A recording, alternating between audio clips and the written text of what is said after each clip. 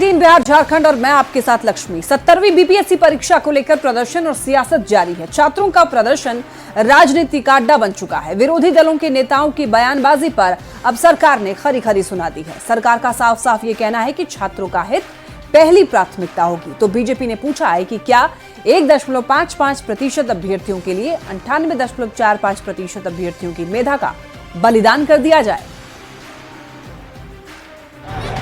हम लोग 2 दिन तक इस बात को धैर्य के साथ उनके जवाब का, उनके निर्णय का इंतजार करेंगे। सरकार किसी के अल्टीमेटम का कोई मतलब नहीं समझती है। सरकार अपना दायित्व तो समझती है, सरकार छात्रों के हित को समझती है। बीपीएससी 70वीं पीटी परीक्षा रद्द करने के लिए एक तरफ अभ्यर्थियों का प्रदर्शन जारी है तो दूसरी तरफ इस पर सियासत भी तेज है। प्रशांत किशोर के 48 घंटे के अल्टीमेटम पर मंत्री विजय चौधरी ने दो टूक जवाब दिया है। अगर मुख्यमंत्री मिलने के लिए बुलाएंगे तो सारे ये छात्रगण जो आज मुख्य सचिव से मिले हैं वो मुख्यमंत्री से मिलने भी जाएंगे, अपनी बात को फिर दोबारा रखेंगे। लेकिन अगर 48 घंटे में उन्होंने कोई निर्णय नहीं लिया तो छात्र जो भी निर्णय लेंगे आंदोलन करने का, ये निर्णय इनका मान्य होगा और हम लोग पूरी तरीके से छात्रों के साथ रहेंगे। सरकार किसी के अल्टीमेटम का कोई मतलब नहीं समझती है। सरकार अपना दायित्व तो समझती है, सरकार छात्रों के हित को समझती है। सरकार छात्रों का भला समझती है। छात्रों के हित और भलाई के लिए काम करने में किसी के अल्टीमेटम की न जरूरत है न अहमियत। सरकार पर लगातार परीक्षा रद्द करने का दबाव बनाया जा रहा है, लेकिन इसी बीच बीजेपी प्रवक्ता नीरज कुमार ने सोशल मीडिया एक्स पर कुछ आंकड़ों को साझा किया और पूछा है कि क्या 1.55% अभ्यर्थियों के लिए 98.45% अभ्यर्थियों की मेधा का बलिदान कर दिया जाए। बीजेपी प्रवक्ता ने पोस्ट में लिखा है, आयोग को कुल 4.80 लाख आवेदन प्राप्त हुए। बापू सभागार में 17,900 अभ्यर्थियों के बैठने की व्यवस्था है। करीब 12,000 आवेदन ऐसे थे जो कि इस कैंसिल हुए परीक्षा केंद्र के लिए प्राप्त हुए थे। 13 दिसंबर को 62% यानी कि 7,440 अभ्यर्थियों ने परीक्षा में भाग लिया। ये कुल प्राप्त आवेदन का 1.55% ही है। तो क्या 1.55% के लिए 98.45% अभ्यर्थियों की मेधा का बलिदान कर देना चाहिए? इधर बीपीएससी अभ्यर्थियों के आंदोलन पर जारी सियासत के बीच डिप्टी सीएम सम्राट चौधरी ने कहा है कि बीपीएससी ऑटोनमस बॉडी है और अभ्यर्थियों के हित को देखते हुए फैसला लेगी। तो बिहार के उद्योग मंत्री ने भी कुछ ऐसा ही बयान दिया। आरजेडी के मुख्य प्रवक्ता शक्ति सिंह यादव ने सरकार को अभ्यर्थियों की कोई चिंता नहीं है बताया। बीपीएससी उसको देख रही है, बीपीएससी के द्वारा ही सारे चीजों को तय करना है। कल मुख्य सचिव से भी उन लोगों ने एकदम ऑटोनोमस बॉडी है, उस पर तय करें। मुख्य सचिव के स्तर पर जब प्रतिनिधि मंडल ने मिलकर अपनी बात रखी है तो थोड़ा समय देना चाहिए और जब लोगों ने अपनी एक बात रखी है, तरीके से उन्होंने बात रखी है तो थोड़ा सा समय देना चाहिए कि मुख्य सचिव के स्तर से क्या निर्णय होता है और जो भी निर्णय होगा वो छात्रों के हित में ही होगा। एक अद्भुत अतिशयोक्ति नहीं होगी कि शासक अचेत अवस्था में, पत्रों के जवाब नहीं मिले। आप कैसे उम्मीद करते हैं कि उन अभ्यर्थियों के जो सवाल है सामने उसको गंभीरता से शासन ले? अभ्यर्थियों के आंदोलन और कांग्रेस के राजभवन मार्च के बीच सरकार ने ये साफ कर दिया है कि वो किसी के अल्टीमेटम का फिक्र नहीं करती है। फैसला छात्रों के हित में लिया जाएगा। न्यूज 18 के लिए पटना से धर्मेंद्र कुमार, शैलेंद्र साहिल के साथ अमित कुमार की रिपोर्ट। अब देखिए, पटना के गर्दनी बाग में लगातार 14वें दिन भी बीपीएससी छात्रों का आंदोलन जारी है। प्रदर्शनकारी अभ्यर्थी 70वीं बीपीएससी पीटी परीक्षा को रद्द कराने की मांग पर अड़े हुए हैं, जबकि आयोग पेपर लीक की बात से इनकार कर रहा है। छात्र बार पार के मूड में है। सीएम के घेराव का छात्रों ने ऐलान कर दिया है। तो लगातार आपको बताते चलें कि अभ्यर्थी री एग्जामिनेशन की मांग कर रहे हैं। अब उनके समर्थन में कई विधायक भी उतर चुके हैं। आपको बताते चलें कि लेफ्ट के विधायक और कांग्रेस विधायक अभ्यर्थियों का समर्थन कर रहे हैं। इससे पहले प्रशांत किशोर भी अभ्यर्थियों की आवाज बनकर उभरे और उनकी मांगों को उठाया। री एग्जामिनेशन की इनकी मांग है। साथ ही साथ आपको बताते चलें कई और मांगे हैं अभ्यर्थियों की और उन मांगों को लेकर के लगातार धरना प्रदर्शन कर रहे हैं। बता दें आपको, इन अभ्यर्थियों पर लाठीचार्ज किया गया, वाटर कैनन का भी इस्तेमाल किया गया, लेकिन फिर भी अडिग हैं अभ्यर्थी, री एग्जामिनेशन की मांग लगातार कर रहे हैं। तो 17वीं पीटी परीक्षा जो आयोजित की गई उसको रद्द करके दोबारा एग्जामिनेशन की मांग है।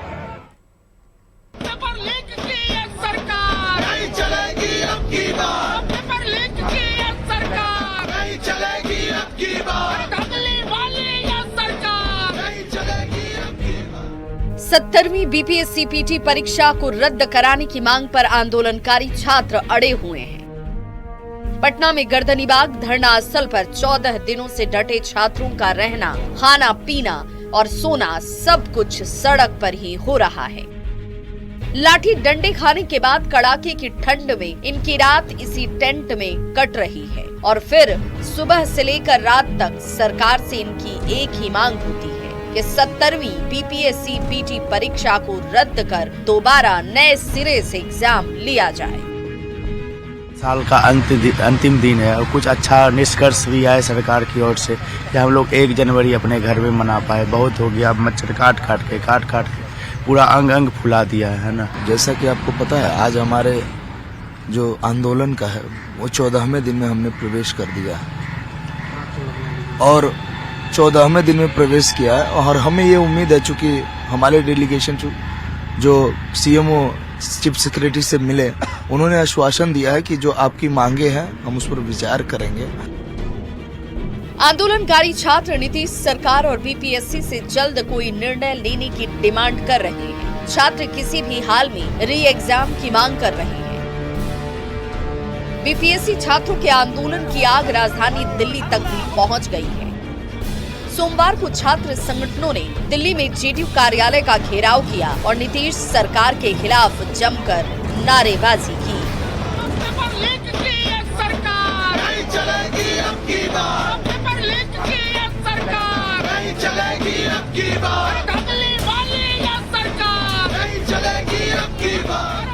पटना में भी आंदोलन के समर्थन में विभिन्न छात्र संगठनों ने सीएम नीतीश के घेराव का ऐलान किया है। 3 जनवरी को स्टूडेंट यूनियन ने सड़क पर उतरकर प्रदर्शन का आह्वान किया है। छात्र 1 जनवरी को मशाल जुलूस भी निकालेंगे। अफसर शाही जो है चरम सीमा पर है, वहाँ से हटके हमें जो भी सोल्यूशन मिलेगा हमें सीएमओ हाउस से ही मिलेगा।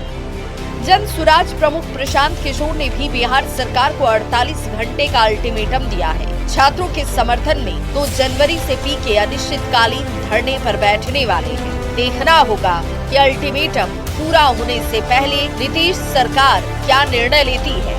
पटना से संवाददाता शैलेंद्र साहिल के साथ ब्यूरो रिपोर्ट, न्यूज़ 18। सासाराम में 27 दिसंबर को हुए गोलीकांड में 3 अलग अलग प्राथमिकी दर्ज कर ली गई है और इस घटना को लेकर अब सियासत भी तूल पकड़ने लगी है। जेडीयू ने मामले की निष्पक्ष जांच की मांग की है तो बीजेपी दोषी को फांसी की सजा देने की मांग कर रही है। रिपोर्ट देखिए। तारीख 27 दिसंबर। 20 से अधिक लड़के सासाराम नगर थाना क्षेत्र के एक परिसर में बर्थडे पार्टी मना रहे थे। तभी अंधेरी रात में वो हुआ जिसकी किसी ने कल्पना नहीं की थी। खुशी का माहौल मातम में बदल गया। बर्थडे सेलिब्रेशन में जहां बलून फूटने की आवाज होनी थी, वो इलाका गोलियों की तड़तड़ाहट से गूंज उठा। आरोप है कि यातायात डीएसपी आदिल बिलाल अपने बॉडीगार्ड चंद्रमौली नाकिया के साथ सिविल ड्रेस में पहुंचे और पार्टी कर रहे युवाओं के साथ बहस शुरू कर दी। मामला इतना बढ़ गया कि डीएसपी ने बंदूक निकालकर ताबड़तोड़ फायरिंग शुरू कर दी। गोली लगने से शिवसागर के सैलरी गांव के रहने वाले बादल कुमार सिंह की मौत हो गई, जबकि 2 और युवक घायल हो गए। कितने लोगों की मौत हुई? बिलाल ने मारा बादल भैया को मेरे। कितने लोगों की मौत हुई है? भैया का बस। घायल भी हैं? हाँ घायल भी हैं। एक को गोली लग गया है पैर में और एक के हाथ में। मतलब 2 लोग घायल हैं? हाँ 6 से 7 राउंड गोली उन्होंने चलाया है। वारदात के बाद आरोपी ट्रैफिक डीएसपी आदिल बिलाल अपने अंगरक्षक के साथ मौके से फरार हो गए। सुनसान सड़क पर फर्राटे भरते भागने की तस्वीर सीसीटीवी में कैद हुई। रोहतास एसपी रोशन कुमार की अगर माने तो ये पूरी घटना 4 मिनट में हुई। 10:35 में आरोपी traffic DSP Adil Bilal party मना रहे युवकों के पास पहुंचते हैं और 10:39 में वहां से भाग निकलते हैं। जो दोनों पुलिस कर्मी जो इस घटना में के समय झड़प में थे, दोनों का हथियार जब्त करके और जो घटना से का वो सबको जब्त करके एफएसएल जांच के लिए भेजा जा रहा है। मृतक के परिजनों का आरोप है कि आरोपी डीएसपी रिश्वत की मांग कर रहे थे। इसी को लेकर बहस हुई और फिर डीएसपी ने गोली मारकर बादल कुमार सिंह की हत्या कर दी। इस पूरे प्रकरण में राजनीति भी अब शुरू हो गई है। सत्ता पक्ष के नेता निष्पक्ष जांच कर दोषियों को फांसी देने की मांग कर रहे हैं।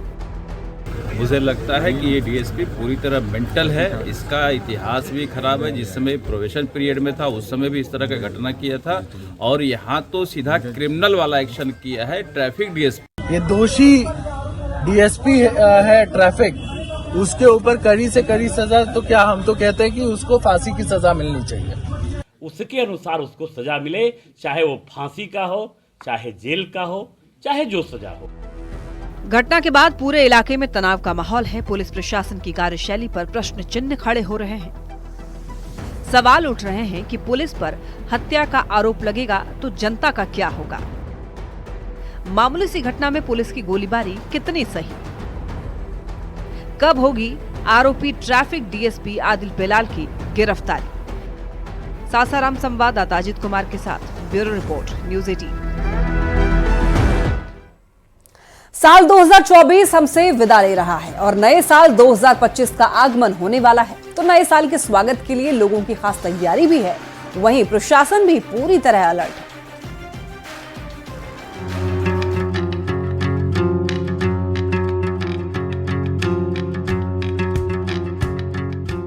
साल 2024 की विदाई और नए साल का स्वागत। बिहार में नए साल के जश्न को लेकर लोग तैयार हैं। लोग साल 2025 को खास बनाने में लगे हैं। राजगीर में सैलानी पिकनिक मनाने के लिए पहुंच गए। पर्यटक रोपवे का मजा ले रहे हैं। साथ ही दार्शनिक स्थलों का भी दीदार कर रहे हैं।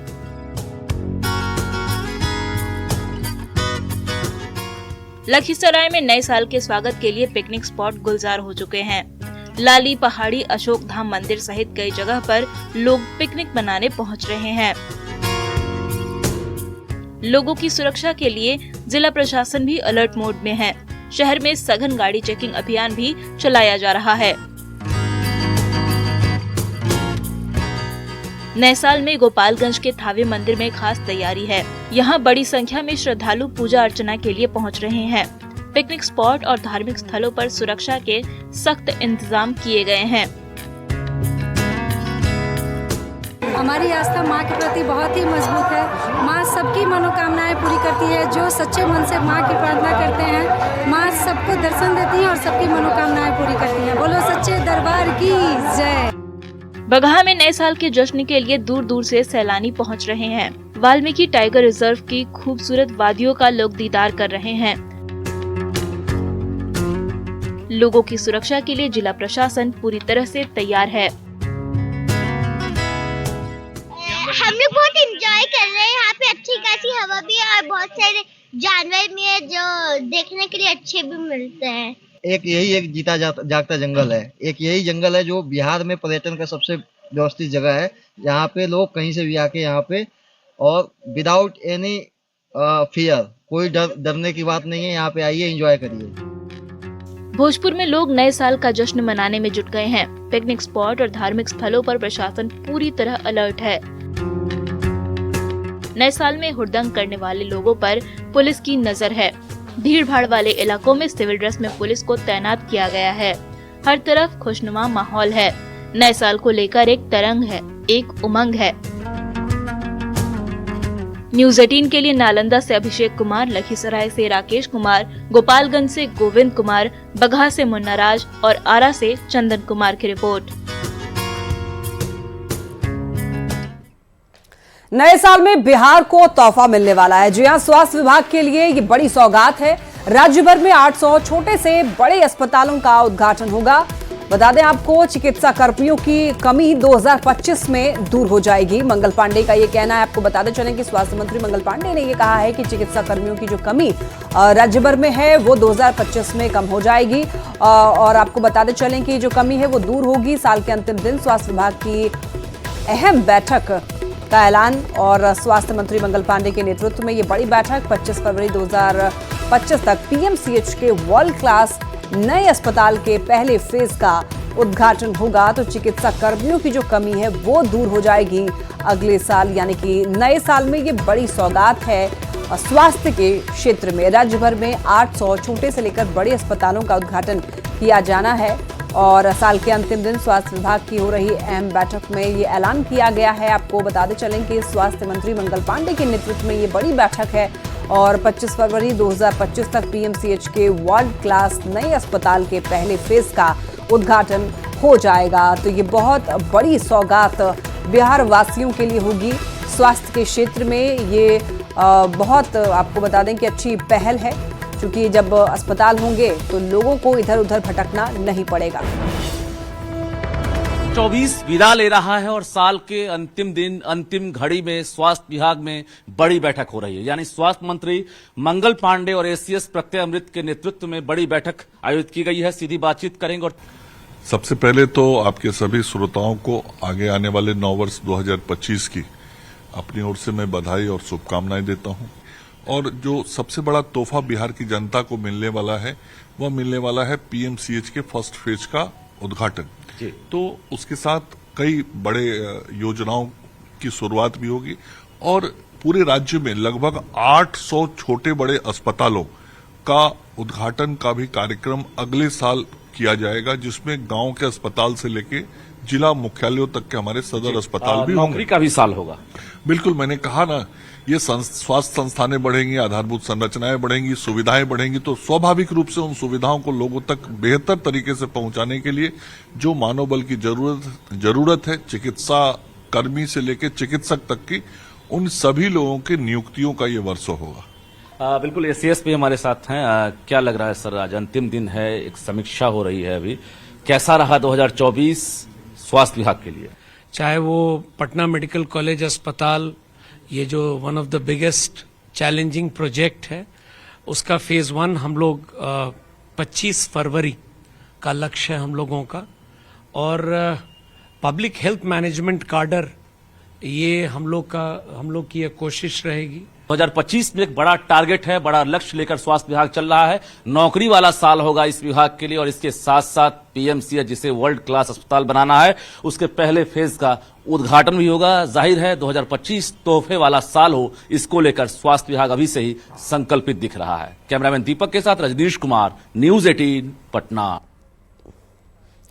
नए साल को लेकर पटना का संजय गांधी उद्यान पूरी तरीके से तैयार है। पटना जू में हर साल नए साल के दिन हजारों की संख्या में लोग पहुंचते हैं और परिवार के साथ समय यहां पर बिताते हैं।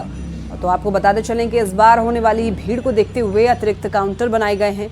जू में टिकट की बात करें अगर तो वयस्कों के लिए यहाँ पर 100 रुपये, जबकि बच्चों के लिए 50 रुपये टिकट का दाम रखा गया है। हेल्प डेस्क भी बनाए गए हैं ताकि बच्चों के गुम होने पर मदद मिल सके। पटना जू की तैयारियों के बारे में ज्यादा जानकारी दे रहे हैं संवाददाता रवि एस नारायण। का आगमन होने वाला है और इसे लेकर पटना के तमाम ऐसे जगह हैं जहां पे तैयारियां की गई है और जहां पे सबसे ज्यादा लोगों का आकर्षण रहता है वो है पटना का जू।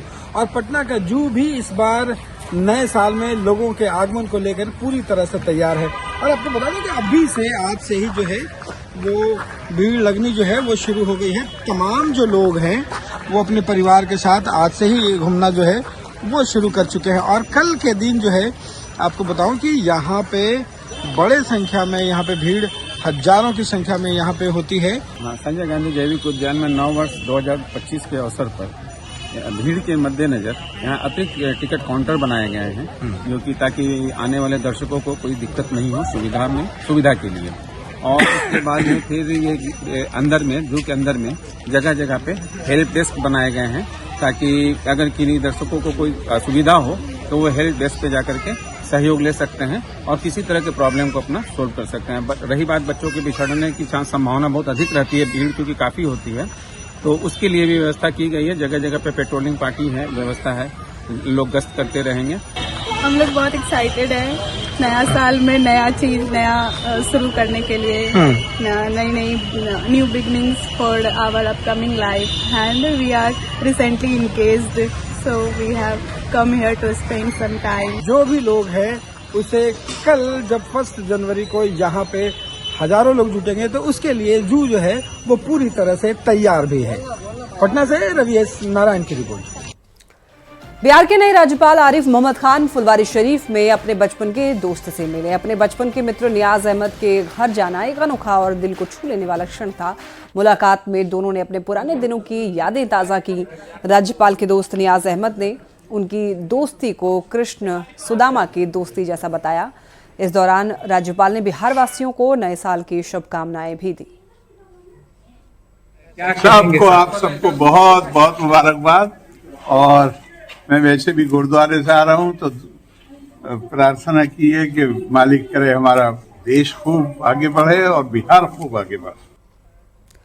बिहार के राज्यपाल आरिफ मोहम्मद खान ने आचार्य किशोर कुणाल को श्रद्धांजलि अर्पित की। आरिफ मोहम्मद खान ने किशोर कुणाल के बेटे से भी मुलाकात की और उन्हें ढांढस बंधाया।